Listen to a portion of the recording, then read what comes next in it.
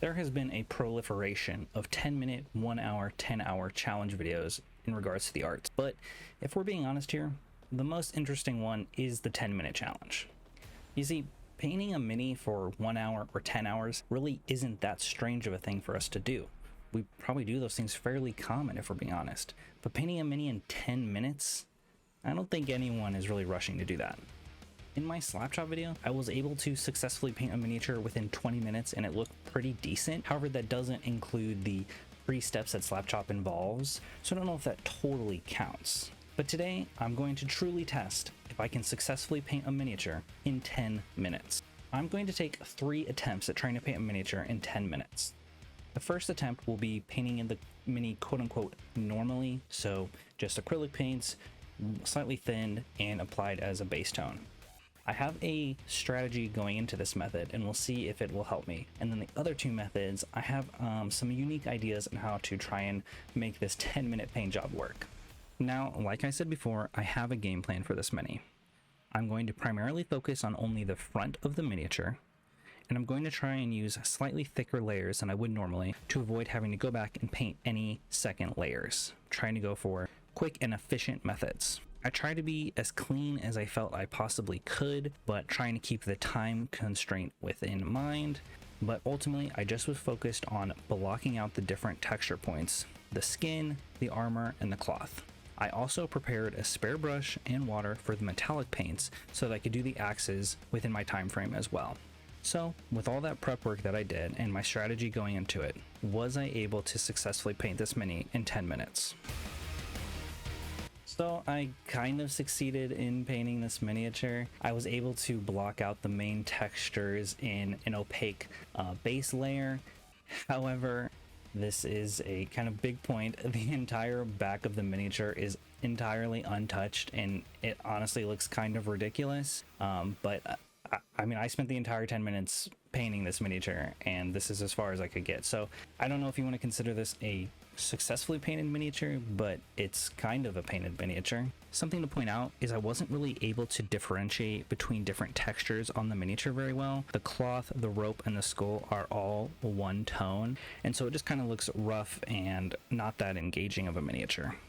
So my quote-unquote control miniature was done. I tried to paint a miniature kind of as I normally would within the 10-minute time constraint. But now I have ideas for 2 other methods that maybe can perform better within this very limited time constraint. So for my second effect, I wanted to try and recreate this kind of OSL effect that I did with an airbrush for a buddy who wanted some miniatures, but it didn't want a really elaborate paint job. So I thought I could try and recreate this with dry brushing. I felt that that would be a little bit quicker and perform better within the limited time. So I simply built up a red underglow on the kind of bottom left half of the miniature, and then I did kind of a moonlit glow over his left shoulder. But let me just be honest with you and say that this method did not really work out. I think my overall paint color choices were a little poor and I had a hard time getting a bright enough red color to really stand out well. And I think the gray prime job was probably not the play either. I think a black base coat would have showed this effect off a little bit better.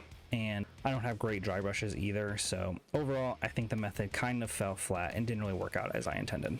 So while this effect did not really work out how I wanted it to, I do think there is room for a method similar and kind of not focusing on painting each individual detail of the miniature, but instead of trying to create this effect to show off contrast and detail on the miniature. But maybe that's a video for another day. So for my third method, I considered utilizing Slapchop, but I felt that that was kind of cheating because I think the gray zenithal and white dry brush that you do as a part of the Slapchop method should be considered within that 10-minute time frame, and I think if I were to do that, then I don't think I would have enough time to then apply the contrast paints. So I instead opted for something a little different. I utilized contrast paint in a bit of a more traditional method, and that was over an entirely white base coat. Now this is the OG one coat solution and kind of marketing method that was used for contrast paint, and I felt that this could be a pretty effective method for completing it in this time frame. I tried to stick to the same scheme I used for the first miniature And ultimately, I do think this was the most effective method. Now, it's definitely rough in some spots, and the white base coat sticks out like a sore thumb in the spots that I missed, but I was able to get almost the entire miniature covered in paint, and I was able to differentiate between the textures a little bit better. You can tell on the loincloth and the rope, I was able to get slightly different tones there than what I was able to do on my first miniature. So, can you paint a miniature in 10 minutes? Kind of, sorta. Would you consider this to be a quote-unquote painted miniature? I'd say if I just had a board game or I wanted to do some very basic paint jobs on them, then I think that this could be an effective method for getting them done very, very quickly and easily. I do think with about 5 to 10 more minutes of painting, you could have these miniatures pretty much completed in the contrast method. They're not going to look amazing, but I think you would have color and some contrast on all of the textures of the miniature with probably an additional 5 to 10 minutes depending on the complexity of the model.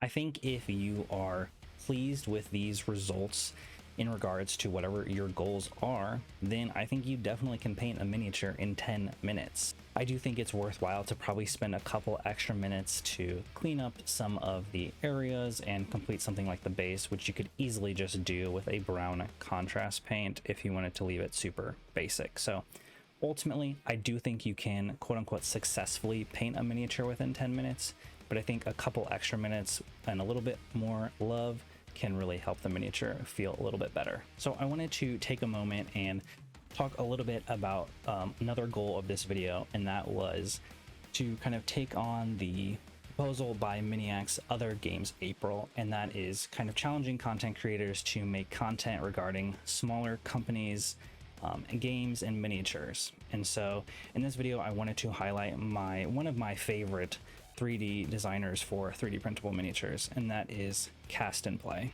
I painted one of the newest releases from Cast and Play in their Riders of Doom. When I saw these miniatures, I thought they looked awesome. I have been subscribed to Cast and Play for almost 2 years now. I really like their slightly cartoonish style. It really makes it really appealing to me to paint these guys and include them in my D&D games, and I will continue to be subscribed to them for a long time because I just really love their sculpts and I wanted to highlight them for others. Now, I'm not sponsored by Cast and Play or anything like that. I just really love their designs, and I've been printing and painting them myself for quite a long time now.